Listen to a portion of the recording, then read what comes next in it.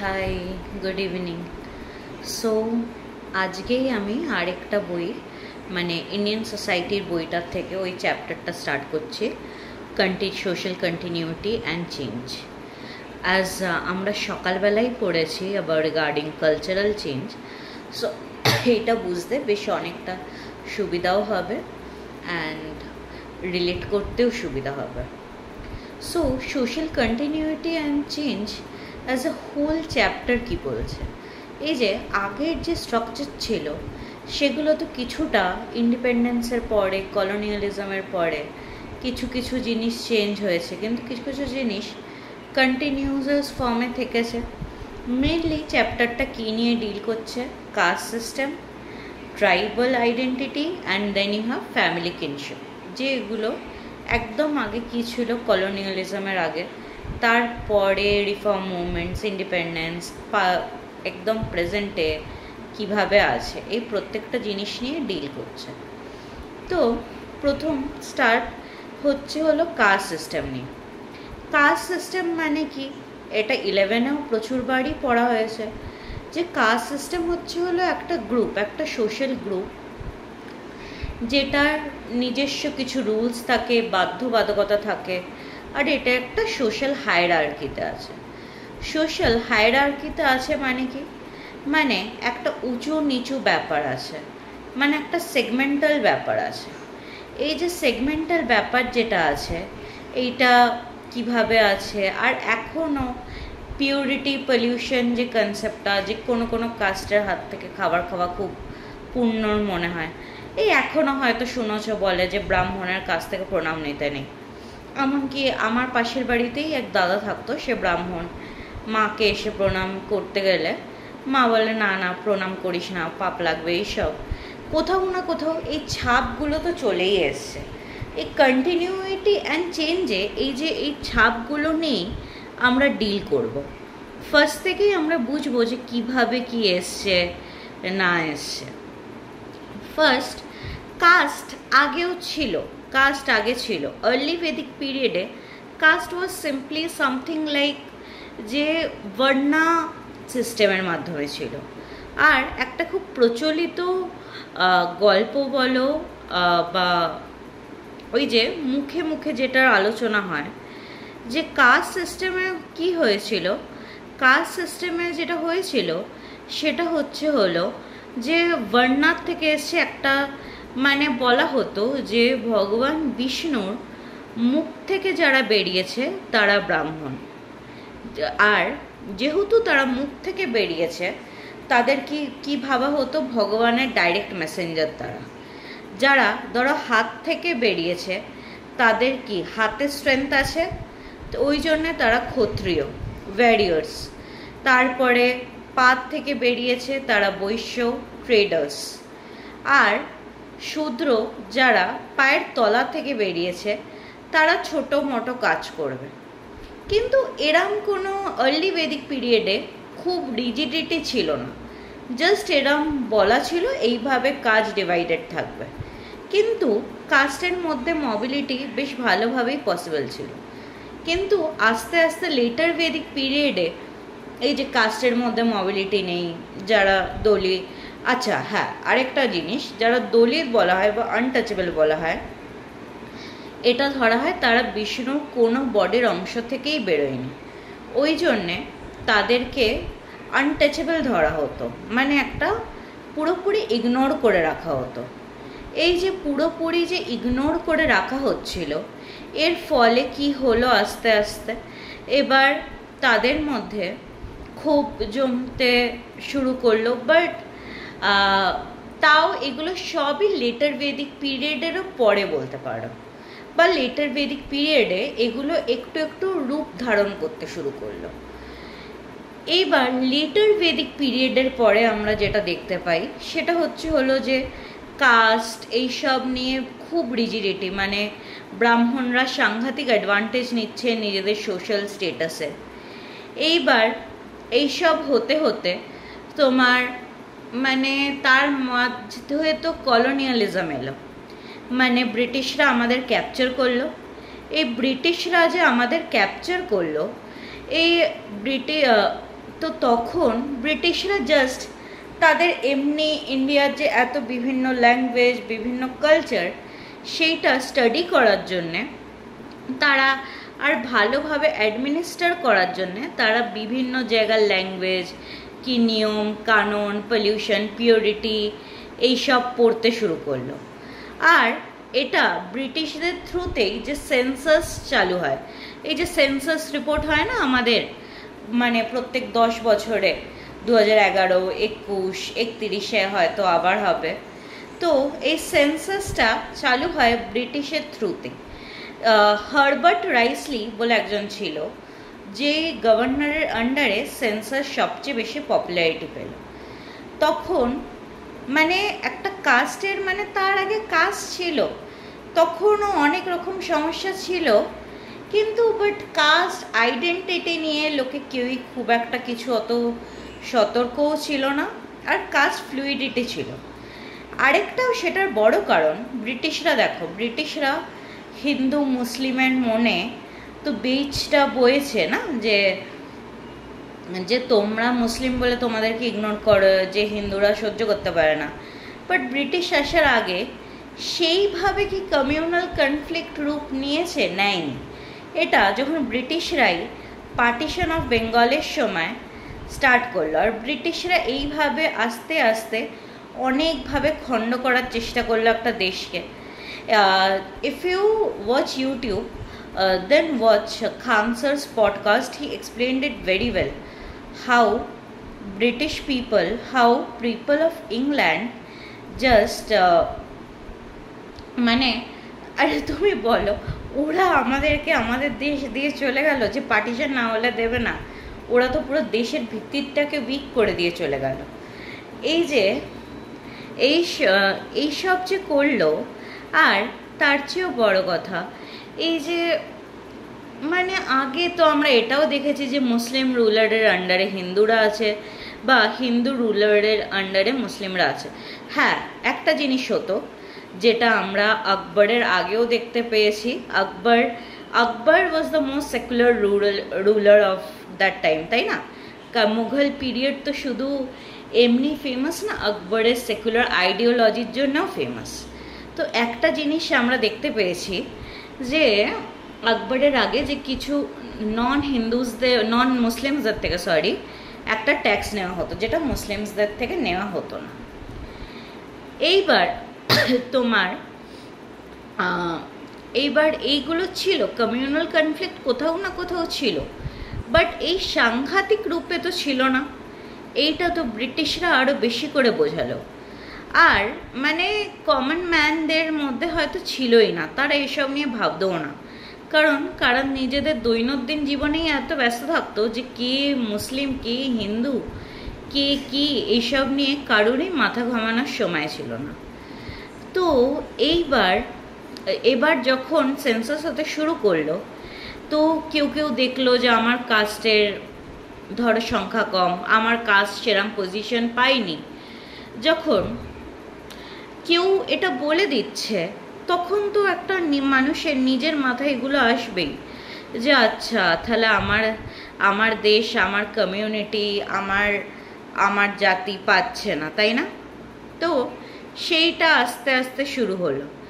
Caste present কনটেক্সটে, মানে present কনটেক্সটের আগে, ইন্ডিপেন্ডেন্সের পরে কি হলো, কাস্টে দেখা গেল যে বলা হয়েছিল যখন, আর ব্রিটিশরা 1935-এ ডিপ্রেসড কাস্টদের জন্যে একটা কিছু করার চেষ্টা করেছিল, আর তারা শিডিউলড কাস্ট আর ট্রাইব বলে কিছু কাস্টকে নির্বাচিত করেছিল। শিডিউল মানে কি, মানে একটা লিস্ট দিয়েছিল। ট্রাইবে পরে আসছি, পরের ভিডিওতে ট্রাইবে আসব।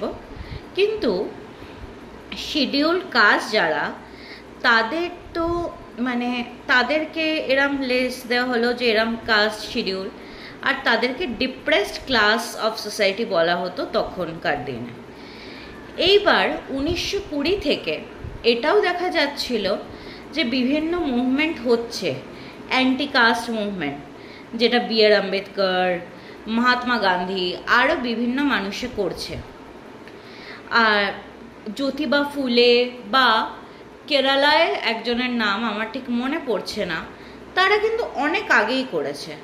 কিন্তু বি আর আম্বেদকর বা মহাত্মা গান্ধী নতুন করে করছে। আর যখন ইন্ডিপেন্ডেন্সটা হরাইজনে, তুমি বুঝতেই পারছো জ্যোতিবা ফুলে ওনারা অনেক আগে, কিন্তু মহাত্মা গান্ধী বা বি আর আম্বেদকর ওনারা বলতে গেলে ইন্ডিপেন্ডেন্সের সময়কার ওনারা খুব বড়ই পলিটিক্যাল নেমস ছিল, পলিটিক্যাল লিডার্স ছিলেন। তো ওনারা তখন চেষ্টা করছিলেন, তারা বিভিন্নভাবে চেষ্টা করছিলেন। বি আর আম্বেদকরের কন্ট্রিবিউশন অনেকটা বেশি। বি আর আম্বেদকর কারণ কি, বি আর আম্বেদকর তোমার যে এই যে এখন যে সব জায়গায় গভর্নমেন্ট অফিস, স্কুল বা অনেক সময় প্রাইভেটেও দেয়, যে রিজার্ভেশন পায় সে শিডিউল কাস্টরা, সেটা পুরোপুরি কৃতিত্ব বি আর আম্বেদকরেরই যায়। মহাত্মা গান্ধীও চেষ্টা করেছিল। মহাত্মা গান্ধী দলিত যারা তাদেরকে হরিজন বলতো। হরিজন মানে কি, ভগবানের বাচ্চা, Harijan, children of the god. এইবার কিন্তু মহাত্মা গান্ধী হয়তো, এটাও আমি সকালেও বলেছি, যে খুব একটা নিজস্ব এরাম চাইছিল যে ঠিক আছে কাস্ট উঠুক, বাট সবসময় কাস্ট উঠুক এরামটাও খুব একটা চাইছিল না। উনি চাইছিল যে বেটার হোক অবস্থা, কিন্তু বেটার যদি নাও হয়, মানে তারা মেন স্ট্রিম যদি পলিটিক্যাল এইসবে নাও রিপ্রেজেন্টেশন পায়, রিজার্ভেশন পায়, তাহলেও হবে। ওই জন্য বললাম সকালে মহাত্মা গান্ধী অনেক ডিবেটেবল একটা পার্সোনালিটি। উনি অনেক কিছু লাইফে হয়তো ভালো করেছেন, কিন্তু অনেক কিছু এমন করেছেন যেগুলো কোয়েশ্চেনেবল। এইবার তারপরে মহাত্মা গান্ধী যেহেতু একটা, বুঝতেই পারছো, ফাদার অফ দ্য নেশন ছিলেন, উনি এটা এনশিওর করেছিলেন যে ঠিক আছে যারা দলিত, আনটাচেবল, লোয়ার কাস্ট, তাদেরকে অ্যাডভান্টেজ দেওয়া হবে। বাট উনি কংগ্রেসের ছিলেন, আর কংগ্রেসে বেশিরভাগ পলিটিক্যাল লিডার্সই ছিল ব্রাহ্মণস, হিন্দু ব্রাহ্মণস। তাদেরকেও এটা বুঝিয়েছিলেন, আর যেহেতু তারা জমিদার ছিলেন বেশিরভাগ, যে তোমাদেরও ইন্টারেস্টকে দেখা হবে।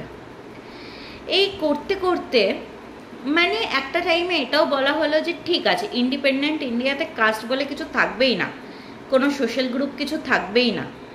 কিন্তু কোনো পলিটিক্যাল লিডারও এটাতে রাজি হয়নি।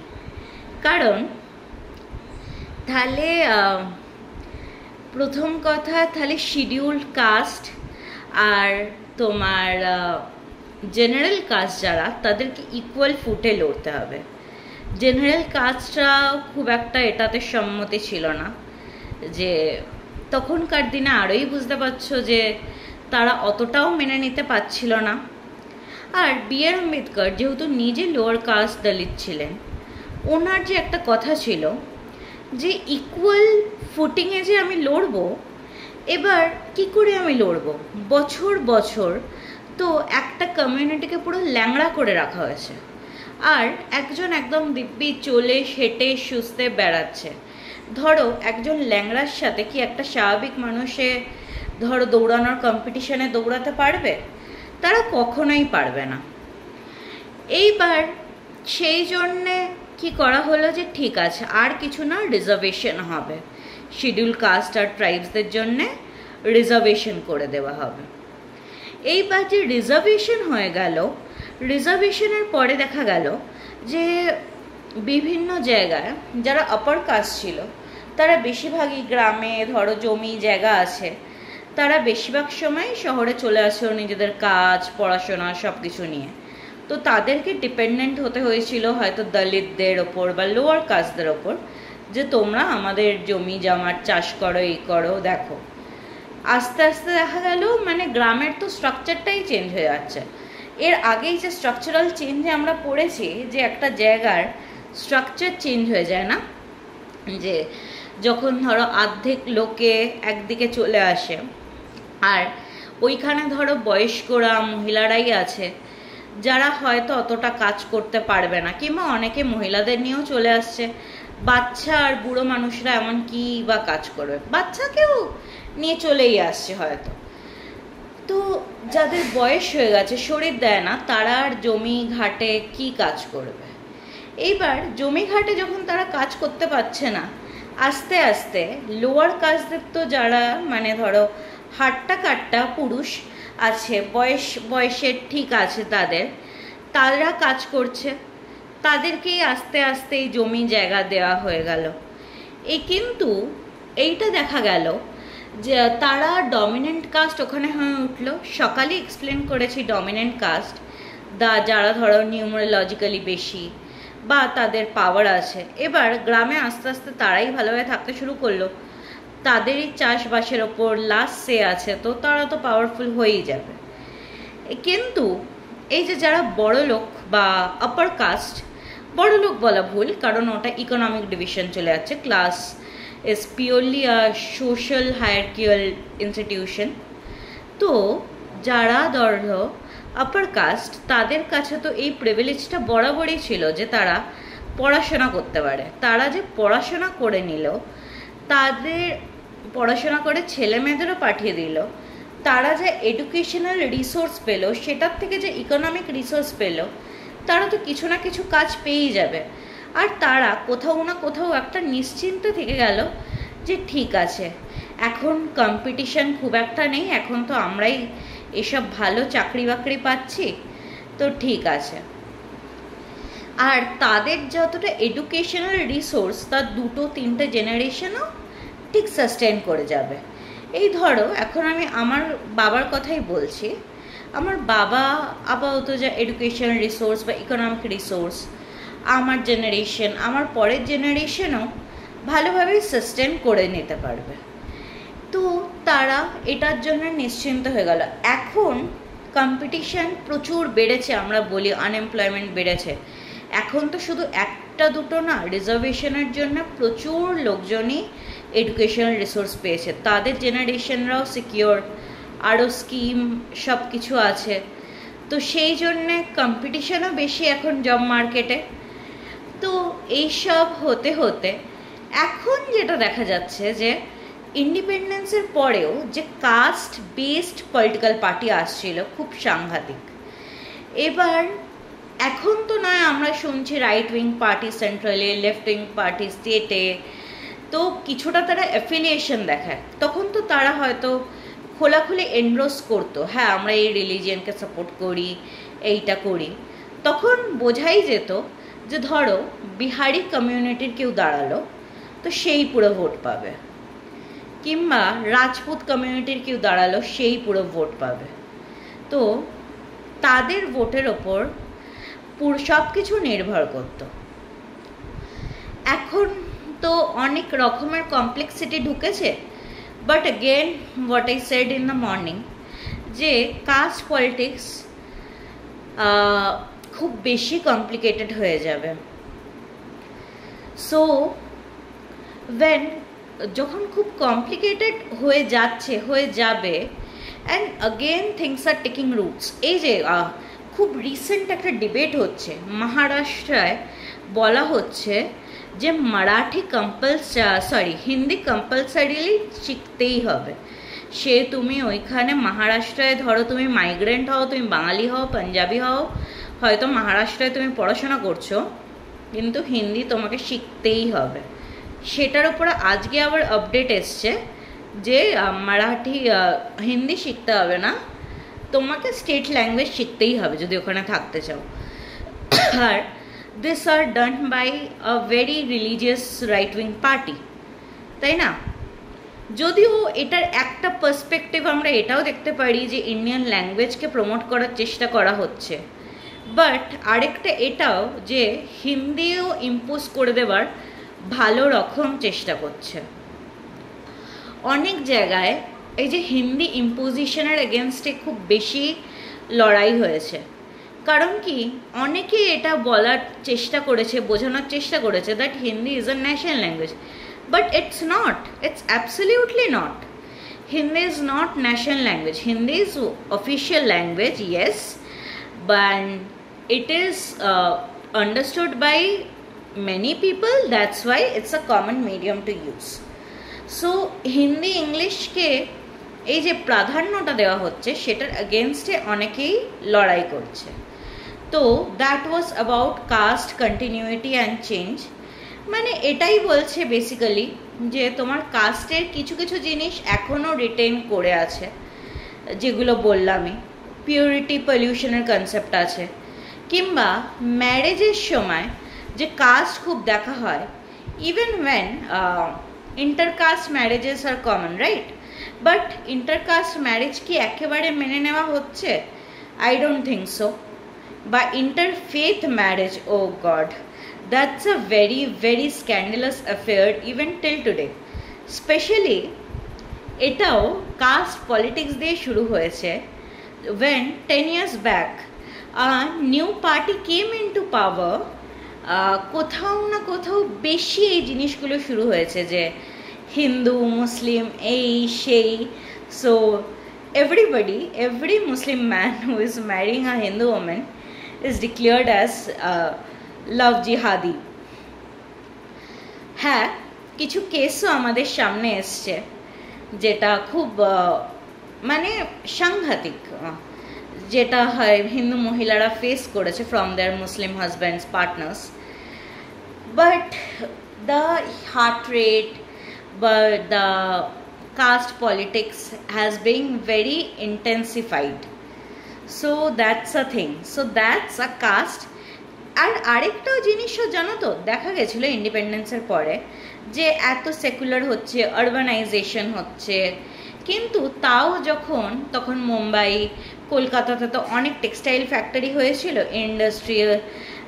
ইন্ডাস্ট্রিয়ালাইজেশন বলো কিংবা ইন্ডিপেন্ডেন্সের পর বলো, এইসব লোকে হয়তো নিজের গ্রাম থেকেই আরও লোককে কাজ দিচ্ছে, আবার সে নিজের গ্রামের মধ্যে নিজের কাজ থেকেই লোককে কাজ দিচ্ছে। তো এখনও কিছু কিছু জায়গায় এমনকি প্রফেসর্স রিক্রুট করা হয় ওইভাবে, কোনো প্রফেসরকে এইভাবে প্রেফারেন্স দেওয়া হয়, বা কোনো বাচ্চাকে এই জন্যই জাস্ট টপ করানো হয়। Like this is very common in UP Haryana, যে তারা সেম কাস্টে ওই জন্য তাদেরকে টপ করানো হচ্ছে। বা হয়তো দুটো প্রফেসরের নেটের স্কোর সেম, বাট একজন তার গ্রাম থেকে তার কাস্ট থেকে তাকে প্রেফার করা হচ্ছে। সো সেটাই ফার্স্টেই বললাম ভিডিও শুরু হওয়ার আগে, যে ছাপটা ছেড়ে গেছে, সেই ছাপটার ওপরই আমরা পড়ব caste continuity and change. So this was about caste. Next দুটো ভিডিওতে I will discuss about tribal identity and family and kinship. Okay.